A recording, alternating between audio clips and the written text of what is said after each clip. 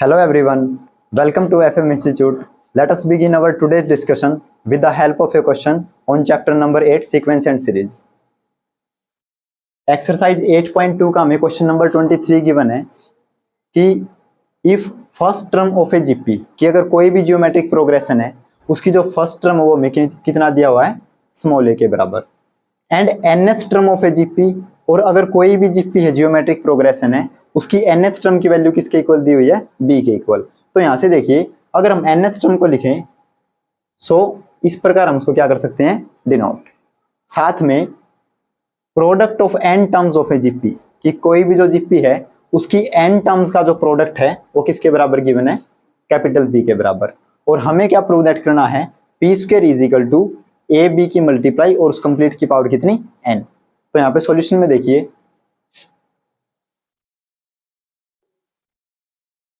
अगर हम किसी भी जीपी की बात करते हैं तो वहां पे फर्स्ट टर्म क्या होगा a सेकेंड ए आर की पावर 1 ए आर की power 2 and up to A R की पावर n-1 जो कि जनरल फॉर्म है जीपी की वो क्या होती है ये वाली।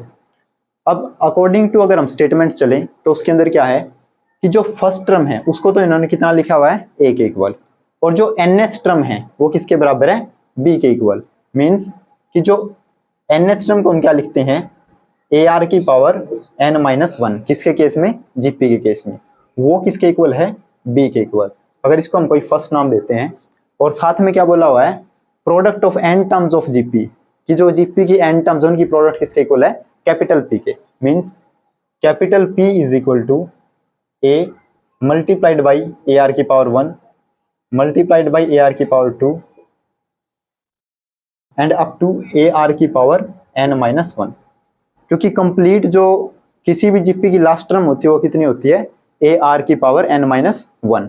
अगर हम यहाँ से a की वैल्यू देखें तो a की वैल्यू कितने टाइम आएगी जितनी नंबर ऑफ टर्म्स होती हैं उतनी बार a की वैल्यू क्या हो रही है यहाँ पे रिपीट। तो अगर हम इसको इस प्रकार लिखें a मल्टीप्लाइड बाई a जो ये वैल्यूज हैं वो कहां तक चलेंगी n टर्म्स तक।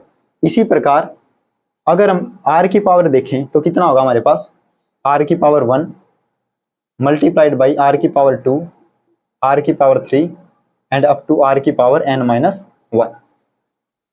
तो जो ये वाली वैल्यूज हैं वो कहां तक चलेंगी नंबर ऑफ टर्म्स तक और यहाँ पे नंबर ऑफ टर्म्स टोटल कितनी है n। तो इसी कारण a मल्टीप्लाइड बाई a कितनी बार होगा n टाइम्स। तो इसको हम क्या लिखेंगे ए आर की power n।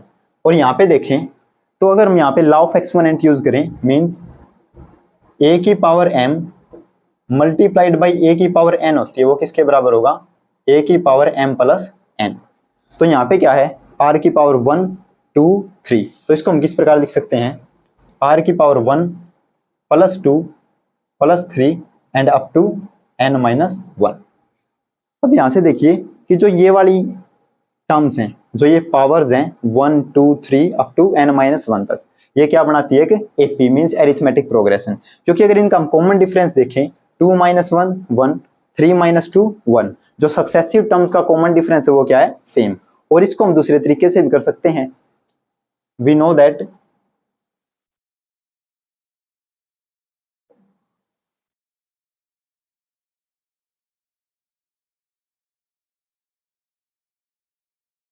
Some of first n natural numbers.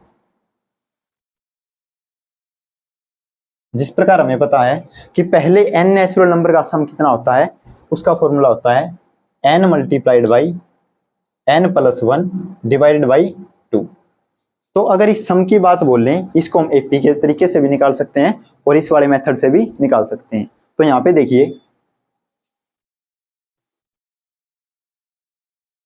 जो p की वैल्यू होगी वो कितनी होगी a की पावर n और यहाँ पे r की पावर कितनी है 1 + 2 + 3 अप टू n-1 तक।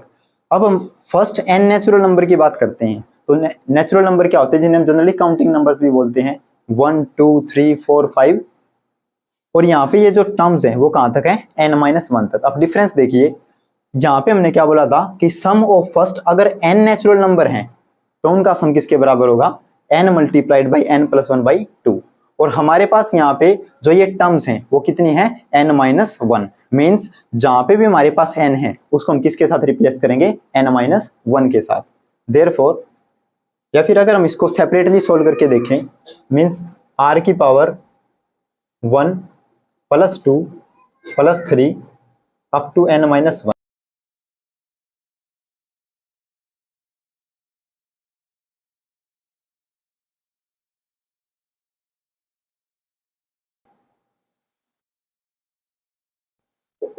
जो ये वाली सीक्वेंस है वो क्या बनाती है एपी। अगर हम इनका सम निकालते हैं मीन्स अगर हम ये लिखें 1 plus 2 plus 3 and up to n-1 तक, तो इसका सम अगर हम इस फॉर्मूले से निकाल लें तो यहाँ पे हमारे पास टोटल टर्म्स n नहीं है, कितनी है n-1। सो यहाँ पे जो n है उसकी जगह पे हम कितना रिप्लेस करेंगे n-1। सिमिलरली यहाँ पे n की जगह पे कितना लिखेंगे n-1 और plus 1 as it is divided by 2। So n-1 -1 plus 1 cancel out n divide by 2। तो जो इन नंबर्स का सम है वो किसके इक्वल होगा n मल्टीप्लाइड बाई n-1/2। उसको हम वहां पे रिप्लेस करते हैं।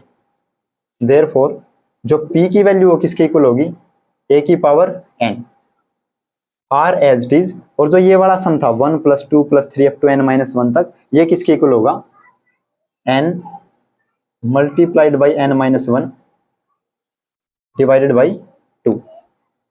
अब हमें प्रूव क्या करना है P square equal to A B की power n means squaring on both side. तो अगर हम दोनों तरफ स्क्वेयर करें P square is equal to A की पावर n r की power n multiplied by n-1 divide by 2 और इस कंप्लीट का भी क्या होगा स्क्वेयर। अब यहाँ पे क्या फॉर्मूला यूज होगा a की पावर m और उस कंप्लीट की पावर n हो तो उसको हम क्या लिखते हैं a की power m multiplied by n। तो अगर हम यहाँ से सोल्व करें a की पावर n की मल्टीप्लाई किसके साथ होगी 2 के साथ, सो वी गेट a की पावर 2n। और यहाँ से देखिए r की power n multiplied by n-1 divide by 2 और इस पावर की मल्टीप्लाई किसके साथ होगी 2 के साथ, सो 2 से 2 कैंसिल आउट। तो हमारे पास कितना बचा a की पावर 2n r की power n multiplied by n-1। अब हमें प्रूव क्या करना है ए बी की पावर n। तो इसी कारण जो भी पावर n है उसको हम बाहर क्या ले लेंगे ब्रैकेट से बाहर मीन्स a की पावर 2 और यहाँ पे r की पावर n-1 और इस कंप्लीट टर्म की हम कितना कर देते हैं n पावर, क्योंकि अगर हम ये वाला फॉर्मूला यहाँ पे दोबारा यूज करें तो भी रिजल्ट क्या आएगा सेम, क्योंकि a की पावर m और उसकी पावर n उन दोनों की मल्टीप्लाई होने के बाद में हमें कितना मिलेगा a की पावर 2n। सिमिलरली यहाँ पे r की पावर n-1 की मल्टीप्लाई n के साथ होगी तो वो किसके बराबर आएगा r की power n multiplied by n-1। लेकिन हमें प्रूव क्या करना है b वाली टर्म का हमने यूज करना है। तो यहाँ पे देखिए इसी कारण हम a स्क्वायर को किस प्रकार लिखेंगे a मल्टीप्लाइड बाई a और साथ में क्या है r की पावर n-1 और कंप्लीट की पावर n। अगर हम यहाँ पे फर्स्ट का यूज करें फ्रॉम फर्स्ट तो वहां पे क्या था a r की पावर n-1 किसके इक्वल है b के इक्वल। तो यहाँ पे जो एक कंप्लीट वैल्यू है वो किसके इक्वल होगी b के इक्वल और इस कंप्लीट की पावर क्या है n, वो किसके इक्वल आ गया p स्क्वायर के इक्वल। अगर आप किसी और भी क्वेश्चन का आंसर चाहते हैं तो आप कमेंट में राइट कर सकते हैं।